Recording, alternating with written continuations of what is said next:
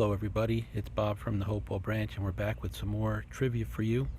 Today, we have reached out to some more authors, and these are authors of young adult books and some middle grade books. Uh, Very interesting questions coming your way.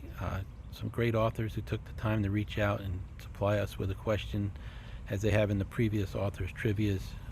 Really appreciate them taking the time to do this. Everybody's pretty busy, but we've had some great response, and we have another quiz for you.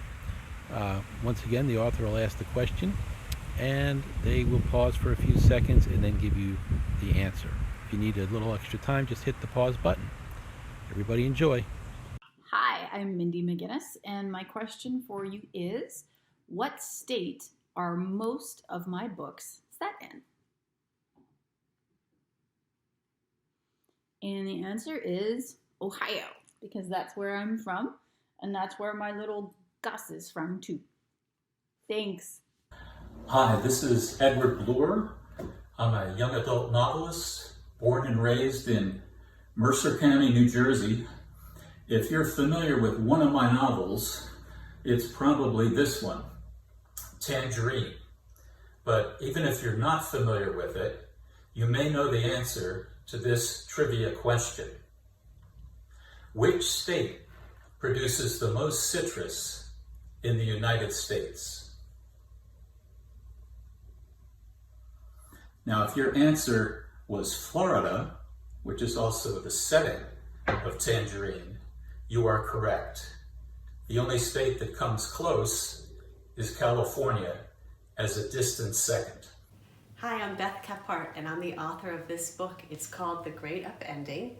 And my question for you is, why do you suppose the earth in this image on the cover is so orange and so yellow and so red? The answer is because there's been a drought and no rain has fallen for many weeks. I hope you'll enjoy the book. Thank you. Hi, I'm Jessie Jonas. I'm the author of The Donut Fix, and here's my trivia question. When Tris comes up with his own recipe for the chocolate cream donuts, what is the secret ingredient that he ends up putting in his final donut recipe? Not the ingredient in the chocolate cream, but his secret ingredient for the dough for the donuts. Mashed potatoes. Hi everyone, this is Jo Trajari. I'm the YA author of thrillers like Ashes, Ashes, Blood Will Out, and my latest book, The Grey Sisters. So my question for you is, why is this book named The Grey Sisters?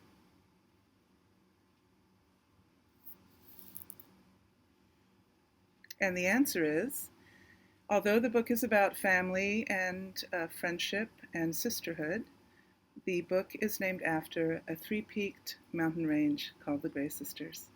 Thank you and take care. Bye. Hi, I'm Jenny Downham, the author of Furious Thing. This is the story of 15-year-old Lexi, who's wildly rude, badly behaved, and always in trouble. But she doesn't want to be that person, so she tries to push the anger down to make her family love her. The question I have for you is, at one point in the book, Lexi asks another character, Sophie, for some anger management advice. What advice does Sophie give her? And the answer is, Sophie says, you're allowed to be angry, because the alternative is you're afraid to challenge the things that are wrong with the world. So that's the advice. You're allowed to be angry. Hi there, my name is Jessica Lawson, and I am the author of Nooks and Crannies. And my trivia question for you is, at the beginning of the book, who is Tabitha Crumb's best and only friend?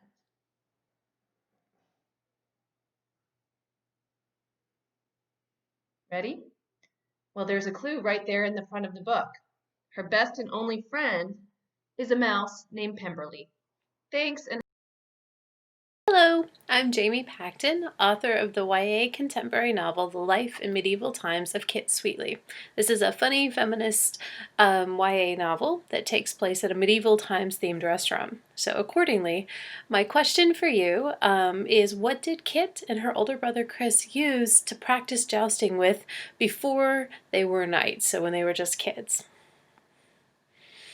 And the answer to that question is that they used their bikes and garden rakes to try and joust with at the local park, which went just about as badly as you might imagine jousting with bikes and garden rakes would go. Thanks! Would like to let everyone know that this next question comes from author Cindy Copeland. Hi. My new graphic novel for middle grade readers is called Cub. And Cub is about my experiences as a cub reporter when I was 12 years old. In the book, the first article that I get published in the newspaper is about an event that just celebrated its 50th anniversary. What is that event? That event is Earth Day. The first Earth Day was celebrated in 1970, and Cub takes place in 1972. And every year, around the world, people celebrate Earth Day on April 22nd to show their support for environmental protection. Hi everyone, I'm author Shelly Pearson, and I'm speaking to you from my backyard in the lovely Cuyahoga Valley National Park here in Ohio. Ohio only has one national park, and I'm fortunate that I get to live in the middle of it. So this is a beautiful day in the Cuyahoga Valley. I want to introduce you to my new book, which is called Things Seen from Above, and it's about a 6th grader named April Boxler. She's having a lot of trouble with friends in school, and so she decides to sign up to be a recess helper so that she could get out of 6th grade lunch, and she's going to be a recess helper for 4th graders. Well, on her first day as a recess helper, she notices a very unusual child. His name is Joey Bird, and he wanders around the playground making lines in the dirt and laying down in the middle of the playground, and she begins to wonder if there's some meaning behind the lines and the things that Joey Bird does. So this is a story about the two of them, about April and what she discovers about the unusual 4th grader Joey Bird. It's a story that has both text and illustrations, and as April begins to uncover Joey's secrets, she learns that he actually sees the world in a very different way. He sees the world from a bird's eye view. So just to show you one example of that, not only does he see objects from a bird's eye view, he also sees letters and words. So this is an illustration from the story. Imagine seeing letters from above and how difficult that would make it to learn to read. And so that's one of the things that she discovers about Joey.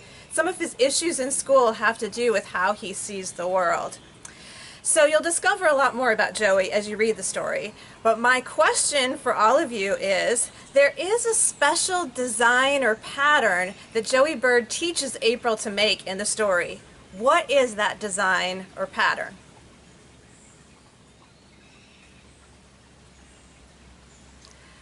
Okay, so the answer to that question, Joey teaches April and her friend Vina to make a spiral. Sometimes these spirals are called labyrinths, and it's a very important part of the story. Labyrinths and spirals can be a way to calm ourselves, and making us a spiral labyrinth can calm our minds. And so that's one of the things that I hope readers take away from the story, is the idea of a labyrinth as a tool to, to kind of settle how we feel and to process how we're feeling, especially during difficult times like these COVID days. I want to thank you very much for reading Things Seen from Above, and thanks for visiting my backyard. Bye-bye. Hi everyone, my name is Marlo Berlin, and I'm the author of the young adult series, The Ghost Chronicles. This is the first book in the series, which is about two ghosts that fall in love in the afterlife, an epic war between good and evil, which leads to one unforgettable ghostly adventure.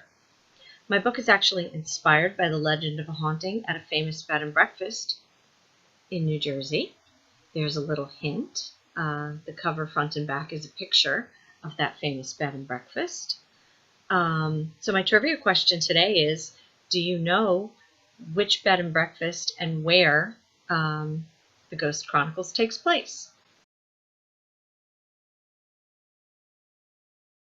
And the answer is The Angel of the Sea in Cape May, New Jersey. Thanks, everyone. Have a great day. Hello, I'm Donna Joe Napoli, and I want to ask you a trivia question about Fish Girl, my graphic novel with David Wiesner. In this story, the fish girl, the mermaid, has a quest, or it becomes a quest, to figure out who she is, who she should be, what the truth about her life is. And part of that is gaining a name. Her human girlfriend, Livia, gives her a name midway through the book, almost exactly midway through the book, pages 96 and 97.